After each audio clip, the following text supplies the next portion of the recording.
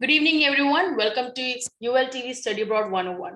I'm Shefali Shrivastava, Marketing and Communication Manager at University Living. Having a checklist is extremely helpful when traveling, especially if you're covering 1,000 miles.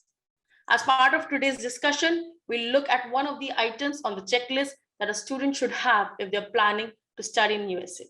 Don't worry, we have the whole checklist for you in the description.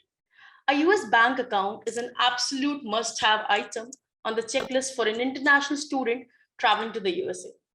It's understandable that you are a little surprised, but I assure you that it's very important to discuss this in a greater depth. We have Darshika Singh with us, marketing head at Zolve. Hi, Darshika. Hi, Shefali. Thank you so much for hosting us and giving us this opportunity to be here. Thank you so much for joining us. Zolve provides fair access to global financial products through cross-border fintech. Now, I'll not further get into more conversation before our viewers get anxious that what is this whole thing about. We'll just dive directly into the conversation. So what problem does Zolve solves for the student? Sure, can I go ahead? Thank you. Sure. Thank you, Shefali. So students, when they are starting their journey, I'm sure they're already doing so much enough when it comes to doing their preparations or choosing a new country, where to go, which university. So they already have a lot on their plate to think. However, moving to any new country is very, very challenging, and I would say a little overwhelming, personally, professionally, and even financially. So while people do go through a lot of changes, they try to kind of, have new folks in their network. They do undergo a lot of, physical change as well. However, one thing which Zolve can simplify for students is making them settle better with regards to their financial settlement or financial terms. So what we generally offer is basically a US bank account while students are still in their home country. For us, it's mostly in India.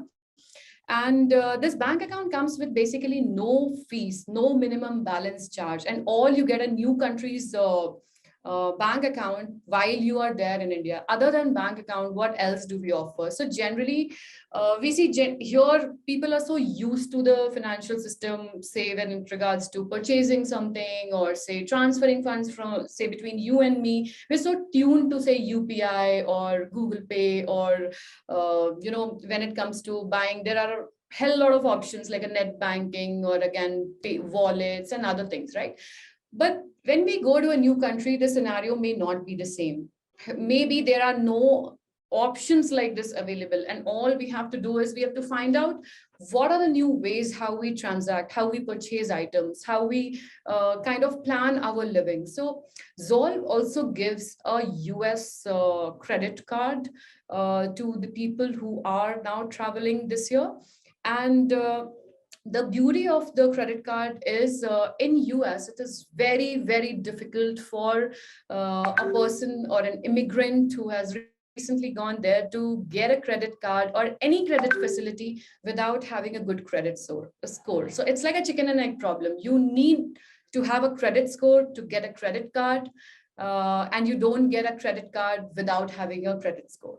So Zolve is exactly solving this problem, and to address this basic gap that people on day one do not have a solution. Zolve has come up with various other value-added services as well in the financial ecosystem, which could be say transferring money from India to US or say US to India. So we do have remittances product as well, or the money transfer product. You can say we have high limit credit card for students without SSN and without having a credit history. These are the things majorly which Zolve is trying to solve for the students. Sounds really amazing. A lot to offer for the students, And when I hear bank accounts, I don't know. I know you already mentioned that all financial terms and financial exchange or any kind of things vary from country to country. But when I hear bank account or opening a bank account, I only can imagine a long queue of people and they're struggling to open or waiting hours that you've submitted a document. Now they'll take a couple of days to get back to you, even the private banks that we talk about. But I believe that's not the case over here, right?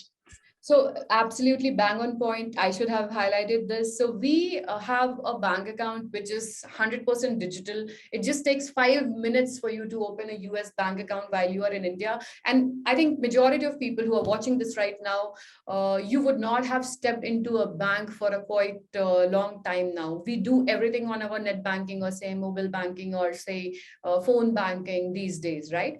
However, in the US, it's not the case. Probably, if you are looking forward to open a US bank account, you will have to visit one of the branches with a prior appointment and with all your settling in with your classes schedule on. It becomes really overwhelming to kind of find that time out and go there and kind of get the entire paperwork done. While with Zolve, the advantage is that you can just get everything done with a click of a button on your phone app or through our website when you sign up. So it's 100% digital and it's just a 5 minute process. All you have to do is just upload your passport and visa and I-20 and you are good to go. Right, right. And now things have changed in India also, especially with COVID in the picture. Now things are most digital, as you mentioned that now we don't have to go to bank, but in US the scenario has changed. You have covered a little bit point of my questions, which I'm going to ask further in the coming session. But one thing which I want to understand, in which countries are you guys operational? Is it just US or some other countries are also where you solve this problem? Sure, Shafali. So we try to be as close as possible to our customers. And when we started, we did some research and we saw that people who are looking for international education or higher education abroad, almost 67% of Indians prefer to kind of go to the US. So it was an obvious choice for us to start with the US as a market. Right now, what we are trying to do is to have deeper penetration into the US territory. But very soon you will hear from us that we will be catering to other countries as well, which is on cards. But on day one, earlier we were only trying to work with Indian students in the US universities, and now we have started as mostly international immigrants also. So anybody from say Indonesia, China, or any other country, they can come to the US for studies, can avail Zolve services now. However, as a country other than US, we will be expanding soon. As of now, it's just the US. Okay, so but you're open to all kind of nationalities. It has nothing just limited to an Indian student.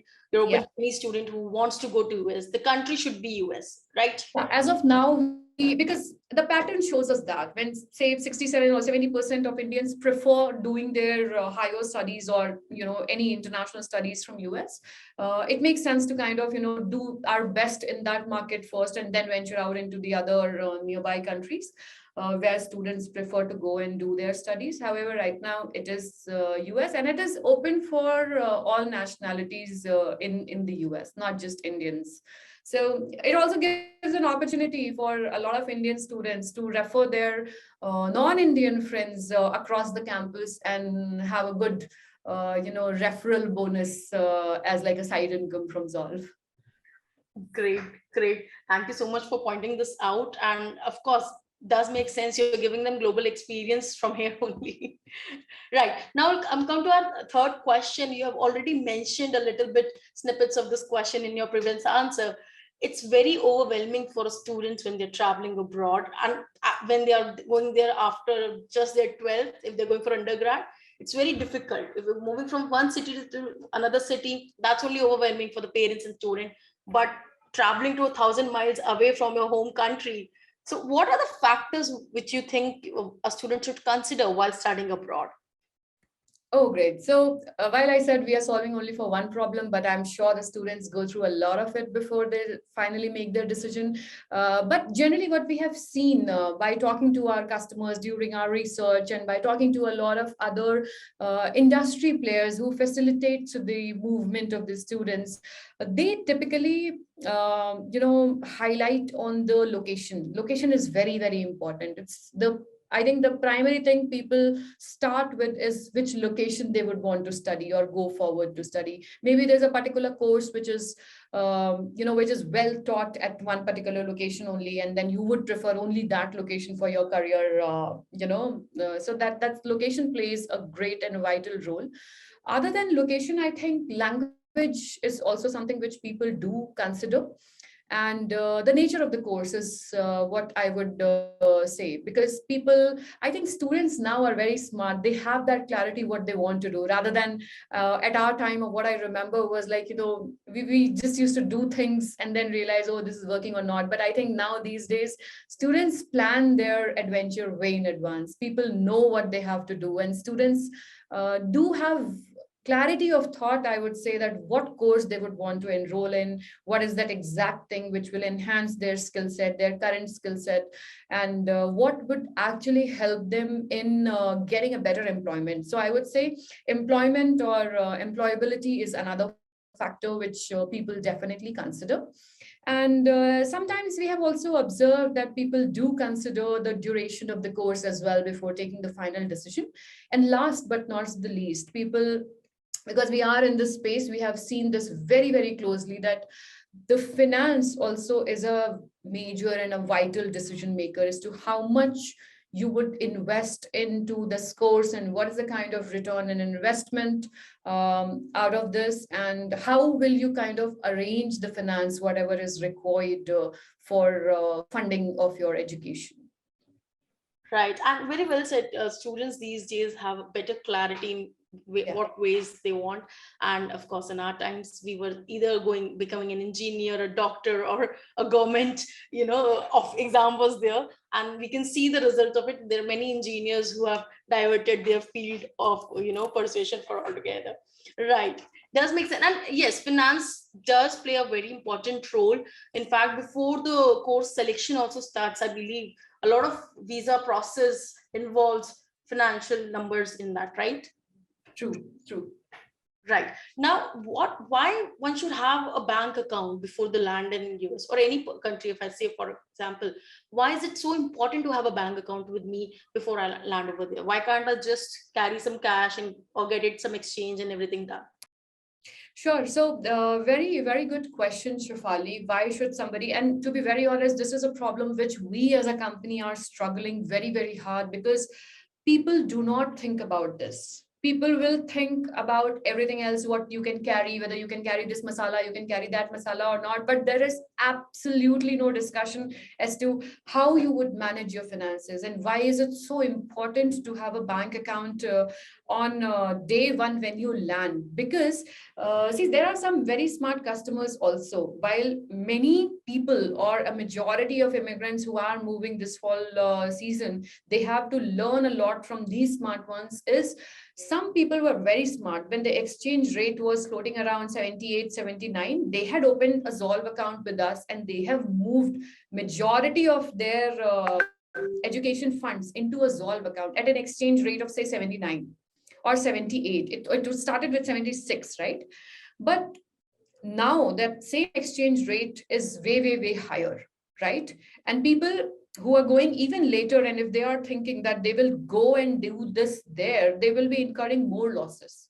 So say, example, you would be transferring 1 lakh rupees, but in your dollar account, you would be getting, say, around 1,238 sort of a setup, right? Or so somebody who has done it before will not get 1,238, would have got say 1,300 or say 1,288, right? Dollars out of that same 1 lakh rupee, which you do now, right? Because of the exchange rate fluctuations. So it is of paramount importance to start thinking about finances, at least when you are planning this big move, right? And the advantages of having a bank account early on, one is this: like, you could have a US bank account early on and save a lot because of the exchange rate fluctuations, right? The other is, you would need some account or the other to kind of route your funds when most of the people do take an education loan, right? And the education loan, either you have an option to kind of remit it directly to your university, or you can park the funds in your account and start paying the universities as per the tuition fees installment which comes, right? So that is another reason why you should think of a bank account early on before you travel. Some of the reasons why you should have a credit card early on, or before, or the day you land, your credit card should work for you. Because what happens when you use a forex card, generally the typical behavior of a student immigrant is something that they will take some cash and they will take a Forex card. But as soon as they land there at the airport, and they will be struggling to put this Forex card into their Uber or a Lyft app when they are trying to book their commute options, right? And these cards are not accepted by these players.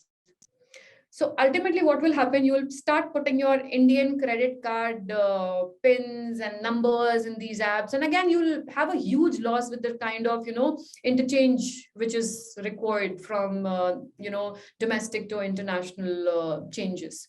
So why do you incur these expenses? And these are not small expenses. As a student, you already have so many other expenses you have to take care of, and there are ways how you can save a massive amount.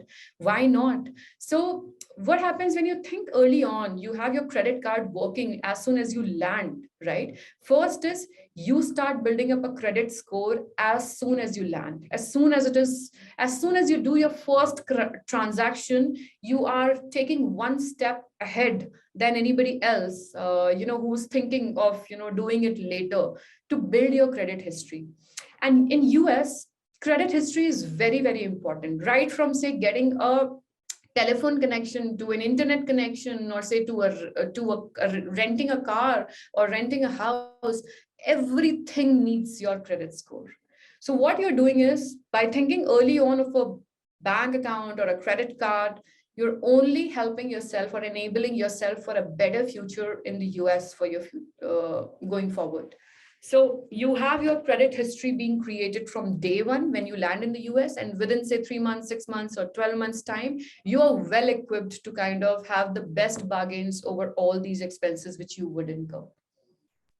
Right. And I will definitely agree with the point that you mentioned, that students keep bank account as the least required thing. And that's why I said it's in the start also, it's a very important point that we're going to discuss today in the checklist.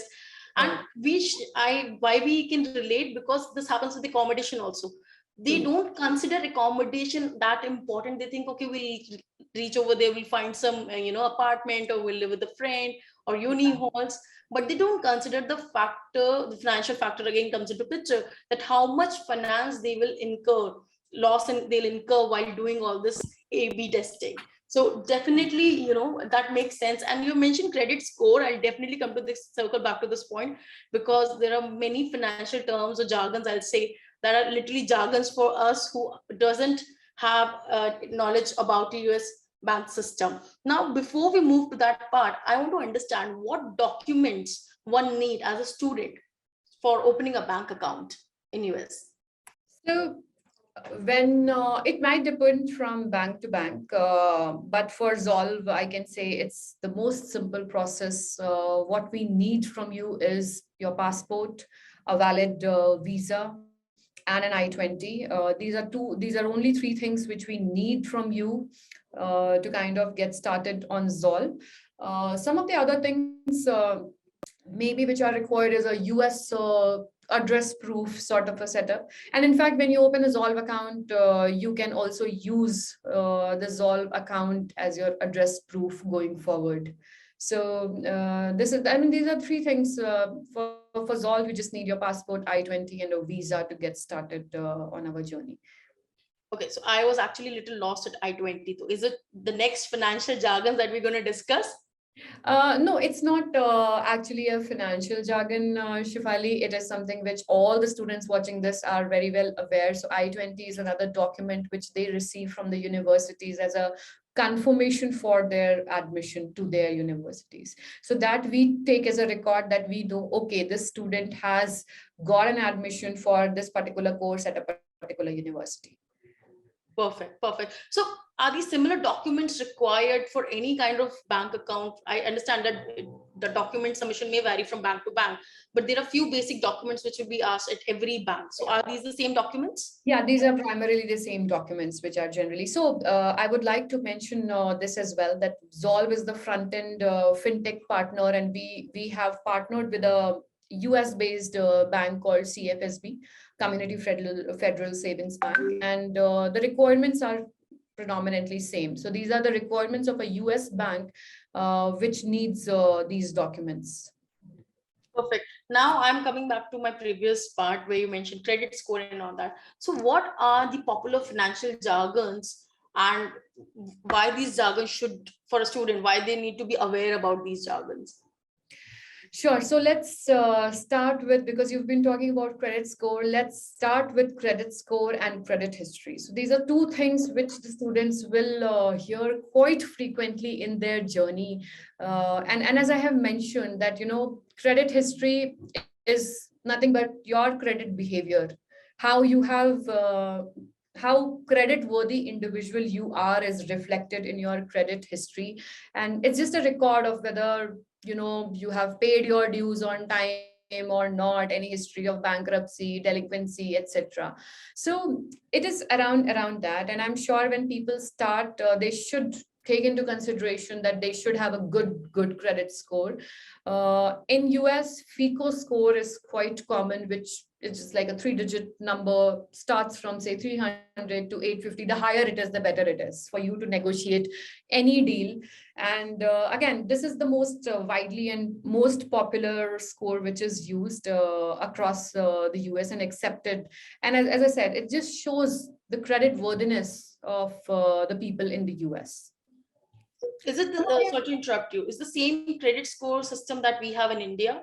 It's something similar. It's something similar. But say, for example, you would have heard here about your SIBIL score. Right. Generally, that's a very common term. So it's a credit score by the bureau called SIBIL. In US, it's the FICO score, and generally the bureaus are different. It could be Equifax, TransUnion. These are the bureaus. These are similar names like what you hear SIBIL here. And they generally have your entire details around your credit score. Some of the other terms also which people would be quite frequently interacting is a checking account. So checking account is nothing but, generally a financial term for your, say, deposit account. So where you can actually deposit all your money or income which comes in the form of, say, wages, and then you can write checks out of this account. One another important thing which you'll keep hearing is around the APR. So in lending, it's generally around the cost of borrowing money. Credit bureau is something which I had just mentioned for, US. It is generally Equifax, Experian, TransUnion. These are the bureaus, they're equivalent to SIBIL. So these are some sort of, general terms which people will hear while discussing finances or planning out their finances when they are there in the US. Great. Now you've already mentioned that credit score is very important, and you start building your credit score as soon as you start your first transaction in US. So how a student can manage this credit score? Because if they plan to stay in that country, this particular thing will affect their longer, run over there. Sure. So, it's a very, very simple funda, Shefali, that if you really want to have a good credit score, one of the most important and the most, vital thing would be that you should be very, very particular about your payment history. So you should actually do your repayments on time. Any credit product, if you're using, you should ensure that you are doing the repayments on time before the deadline, because payment history is extremely important in building upon your credit score. And that the same thing applies even here as well. Some of the general trends are also around how much of a credit mix you are using. And say, for example, you are having 2 credit cards, right? So try to use not more than 30% out of each of them would be a good, plan to kind of build your credit score. So keep your amounts owned to around, say, as less as possible. As less as you use a credit card only to kind of manage your expenses. So make sure that, you are using a reasonable limit out of your credit card and not overspending or over exhausting the limits time and again. So that is one thing which will be helpful. The other important thing is also the length of the credit history, which is where Zolve comes into picture. So when I just said, right, you start doing it from day one, from your very first transaction, and not say, suppose you've gone to the US today and you plan to take a credit card after 6 months. You've already lost these 6 months. This would have been an ideal time for you to build your credit history. And then when you start, right, you may start with one card at a time. So the length of the credit history is extremely important. How long you have had the credit products. So when I said how, you know that this is important, how long you have had the credit products. And when you go there, you will not have options to get the credit products because students will not have SSN. So it is extremely difficult for any student to get the credit product and kind of build a good score. Here is where Zolve comes into picture, because we give you a credit card based on your Indian history, or we give you a credit card based on your future earning potential, based on which university you are traveling, where are you going, right? So we give you a credit card on day one. So we are there in that journey of having the maximum length of credit history, because otherwise you'll go figure out, settle down, you will get an SSN only once you start earning, which is like a huge time after 6 months. And then if you start, you've already lost the first 6 months of building your credit history. There's some important factor called credit mix also, which is generally what all credit products you can have. So for students, it's difficult to get there because it would generally apply to somebody who owns credit cards, loan installments, mortgages, other things in the form of loan. But I think students generally start with only education loan, which they generally take in India. So that's not counted basically for their US credit history. But if you have a credit card, a US credit card from day one, definitely you can help build your great credit score. Great, great. So of course, now we know that what all documents are required, how important is it to have something in your hand which you can use over there with that particular currency, and how important is credit score. Now, everything boils down to a point, because the student, they have different kind of expense, and the cost of living is varies from, because US has different cities, and different cities have different living expense. So if I talk about cost of living in US, can you highlight some points over there, and maybe if Zolve helps over there also to the student, you can mention that as well. Oh, sure. So, like I said, we try to be as close as to our customers, and we have analyzed and this we have a lot of data that where do people spend through their credit card. So we know the exact expenses what people incur. So the major expense, I would say, after the tuition fees and others, which is generally taken care of by the loan. So the regular expenses would be around accommodation. Generally, in US, apartment or an accommodation would cost around $1,000 to $1,200, which generally students share. And when they share, they kind of tend to pay around, say, 300 to $400 or $500 on accommodation a month. Then there will be a lot of other charges like electricity, because we have seen these utility bill payments through our credit card. So we know that these are the ones. So electricity charges, groceries, international calling cards are there, internet facility, then cell phone, then a lot of restaurant bills comes on the credit cards, entertainment, if in case they have any insurance or say rental cars, these are the things. And then we have also seen generally when people go there, they're quite excited about the whole Apple product. So they will have a lot of shopping expenses around electronics, and we see a huge spike during Black Friday sales or Thanksgiving time. So these are typical expenses which range around, say, 1,200 to 1,500, or say 1,000 to $1,500 in a month for the students. Some of the things where people generally can save with Zolve is Zolve has a very good offer for students wherein they can actually save on these living expenses, which is around, they can choose the 5 brands which they would transact the most. For example, if you're a student, you would be ordering from Amazon, or if you're a student, that you would be ordering DoorDash for your meals every time, or you are one of them who would go to an Apple store and you would buy things quite frequently. So you can choose basically 5 brands in every billing cycle and get additional 5% cashback generally, or over and above any discounts or deals going around on these brands. So generally we have seen students saving a lot and making the most out of these cashback deals. This is just to help the students kind of ease a little on their financial expenses, which I just mentioned. Great. Now you've already mentioned that how students can save on one part of it while enjoying the shopping part and the lifestyles over there. Is there any tips that you want to share with the students on how to manage their finances? Because as you mentioned that when they land over there, they get pretty excited.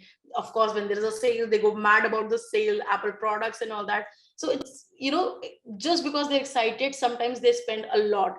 How to manage that whole situation with the finance part and the credit score also in the picture? Sure. So I think we have covered this question in quite a bit of bits and pieces in the previous questions as well, Shafali. However, I think one tip for the students is to kind of plan their expenses well. They, like I said, right, it shouldn't be that you just splurging across just because you have a credit card. You should plan your expenses, that how would you use your credit card at its best by utilizing say 30-40% of the limit only, right? So and start thinking about your finances early on, because if you are able to start thinking about how will you manage the finances, you'll be able to plan it better. So I think early planning is something which I would emphasize on. And once you are there on the early planning, then it's just about managing your funds in a smarter way, which you will be able to do. So majorly think about credit score. If you are there in that country for staying there for long, right, or even for 2 years, there could be a lot of savings if you plan and think about credit scores well in advance, which people generally don't do. So if you're watching this, read more about it, think more about how you will be benefited by having a good credit score in the US, and plan your moves accordingly and see the best option what you can avail to kind of have your credit history from day one. Great. So it's all depending on how early you decide and how much planned you are. That's what I can say. And I did realize that we're almost done with the time. So before we wrap up, any 2 cents of wisdom that you want to share with our audience? Any 2 cents of wisdom would again revolve around the same thing, that you could be one of the smarter person in the whole gang if you think in advance about your expenses, about your finance in the US. Because like I said in the past as well, there were a few folks who could transfer the money when the exchange rate was just 75, 76, versus now is the time when it is very fluctuative, it can go even higher. So my 2 cents would be, don't think your US journey as like a short-term gig and you can sail through, because already you have a lot of expenses from your education. There are ways how you earn a lot. So, look for other ways of income. I would not be very restrictive around Zolve, but look for other ways of, income. It could be on campus job, off campus jobs to kind of ease down on your expenses. And the other ways are also to kind of, so there are two ways, either you increase your earnings or you reduce your expenses.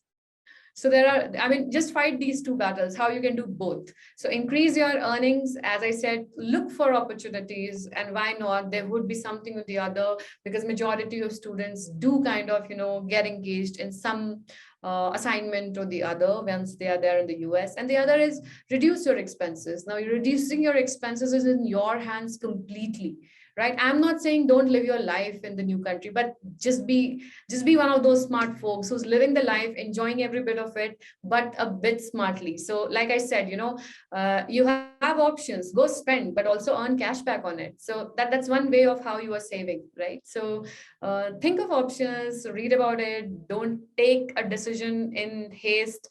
Try to kind of get the required information, experience different products, and see what's working out the best for you. And I can vouch for Zolve with so many people across 380 universities who are using us right now. This is one of the best solution which they have found from day one. Great. Now, my take from all the conversation, of course, my take is only 3 words, guys: research, plan, and be smart. On this note, we'll be closing our session. Thank you so much, Darshika, for joining us. And we hope you have a great, insightful show. And see you again next Friday, 5 p.m. For more, check out our social media channels. Thank you. Have a great day. Thank you, Darshika. Wally, thanks a lot.